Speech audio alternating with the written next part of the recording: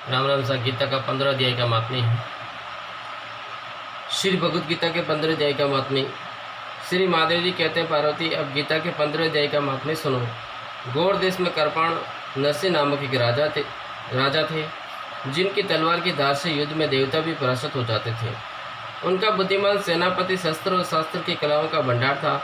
उसका नाम था सरमेरुन।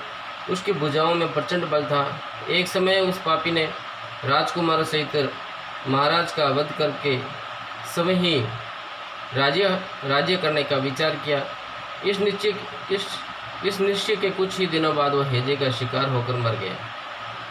थोड़े समय में वो पापात्मा अपने पूर्व कर्म के कारण सिंधु देश में एक घोड़ा, तेजस्वी घोड़ा हुआ।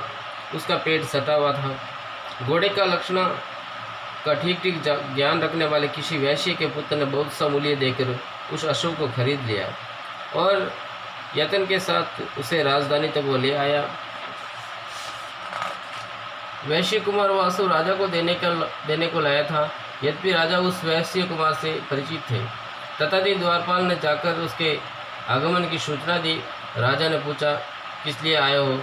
तब उसने स्पष्ट शब्दों में उत्तर दिया कि देव, सिंधु देश में एक उत्तम लक्षणों से संपन्न अशोक था, जिसे तीनों लोगों का एक रत्न समझकर मैंने बहुत सा मूल्य देकर खरीद लिया है। राजा ने आज्ञा दी कि उस अशोक को यहाँ ले आओ।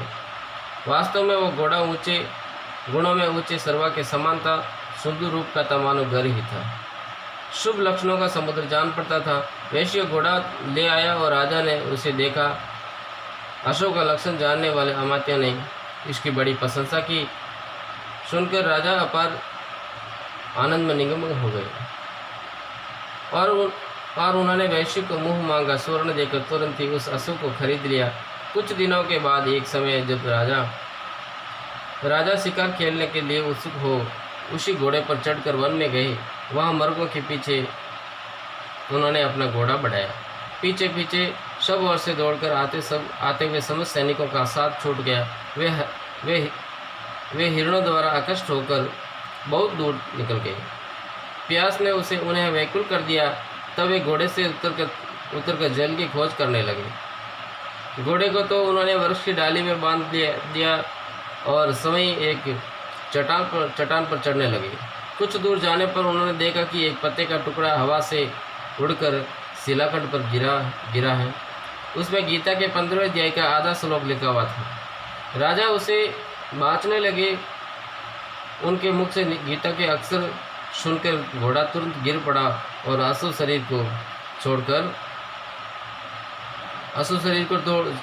तुरंत ही दिव्य विमान पर बैठकर वह सर्वलोक को चला गया।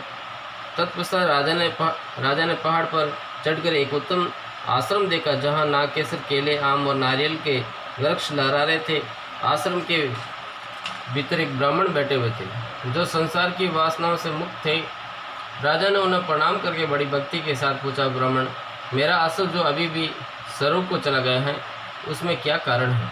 राजा की बात सुनकर त्रिकालदर्शी मंत्रवेता एवं महापुरुषों में श्रेष्ठ विष्णु शर्मा नामक ब्राह्मण ने कहा, राजन, पूर्व काल में तुम्हारे यहाँ जो सरमेरुन नामक सेनापति था, वह तुम्हें पुत्रों सहित मारकर स्वहीं राज्य हड़प लेने को तैयार था। इसी बीच में हैजे का शिकार होकर वह मृत्यु को प्राप्त हो गया। उसके बाद वह उसी पाप से घोड़ा हुआ था। यहाँ कहीं गीता के 15वें अध्याय का आधा श्लोक लिखा मिल गया था। उसे ही तुम बाँचने लगे। उसी को तुम्हारे मुख से सुनकर वो अशोक स्वरूप को प्राप्त हुआ है। तदंतर राजा के पार्श्ववादी सैनिक उन्हें ढूंढते हुए वहाँ पहुँचे। उन सब के साथ ब्राह्मण को प्रणाम करके राजा प्रसन्नतापूर्वक वहाँ से चले और गीता के 15वें अध्याय के श्लोक अक्षर से अंकित उसी पत्र को बाँच कर प्रसन्न होने लगे। उनके नेत्र हर्ष से खिल उठे थे। घर आकर उन्होंने मंत्रवेता मंत्रियों के साथ अपने पुत्र सिंहबल को राज्य सिंहासन पर अभिषिक्त किया और स्वयं 15वें अध्याय के जप से विसूचित होकर मोक्ष प्राप्त कर लिया। हरिओम श्री भगवती वासुदेव।